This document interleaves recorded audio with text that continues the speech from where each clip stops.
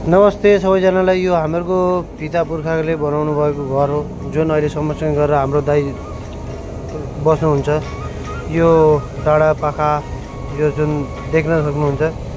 अनि यहाँ हाम्रो एउटा प्यारो डोगी पनि छ है, हेर्नुहोस् हैन, यति राम्रो डोगी छ। कस्तो लाग्छ तपाईहरुलाई भन्नु त ल।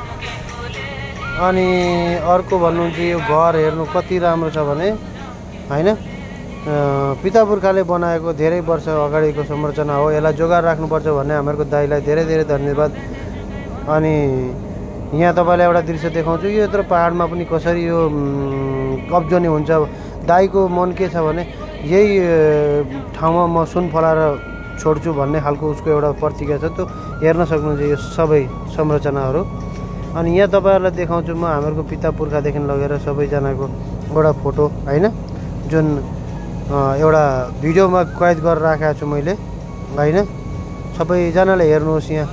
अनि जो पनि यो घरसम्म पुग्नुहुन्छ, जो पनि यो घरसम्म आइपुग्नुहुन्छ, आफ्नो पिता पुर्खाको जो पनि छ कसैसँग फोटो छ भने त्यसलाई राम्रोसँग एउटा फ्रेम बनाएर ल्याएर यहाँ लगाइदिनु होला भन्ने मेरो आग्रह छ। किनभने सबैजनाको त छ, यहाँ कसैको छुटेको पनि होला हाम्रो पिता पुर्खाको। त्यो भएर सबैजनालाई यो हार्दिक रिक्वेस्ट गर्छु म तपाईहरुलाई हैन। अनि यो दाइले यति राम्रोसँग सजाएर यति राम्रोसँग राख्नु भएको छ यो घरमा।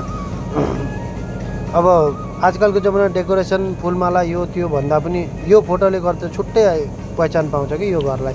किनभने यो घर जतिको उज्यालो जतिको राम्रो कुनै पनि देखिँदैन भन्नाले अरू राम्रो घर होला अहिलेको टेक्नोलोजीले बनाएको। तर पनि यो घर यहाँ एक जनाको यहाँ फोटो पनि मैले देखाइरहेको छु तपाईहरुलाई प्रत्यक्ष हेर्नुहोस् हैन। अनि जो पनि यो घरमा पुग्नुहुन्छ एक एकवटा फोटो लिएर जानुहोस्, यहाँ लगाइदिनुहोस् हैन। अनि के हुन्छ भन्दा सबैले आएर यो घरमा चाहिँ नआइपुगी नहुने ठाउँ हो। जो पनि हाम्रो भाइवृन्द दाजुभाइ हुनुहुन्छ तपाईँ सबै यहाँ आइपुग्नुहुन्छ। त्यो भएर यो देख्दाखेरि यति खुसी लाग्छ, यहाँ आइहालौँ अहिले नि यतै बसौँ भन्ने खालको एउटा धारणा हुन्छ।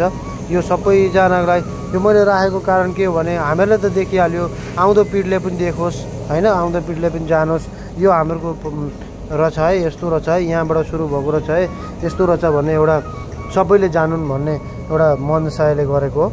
अनि यो गाउँको चाहिँ जुन भिडियो कैद गरेको छ यो हो, तपाईले हेर्न सक्नुहुन्छ कति राम्रो गाउँ छ। गाडी आएको 5-6 वर्ष भयो तर जस्ताको तस्तै तपाईले हेर्न सक्नुहुन्छ। टिनको छानोदेखि लगेर यति डेभलप भएको छ यो ठाउँ भने धेरै खुसी लाग्छ।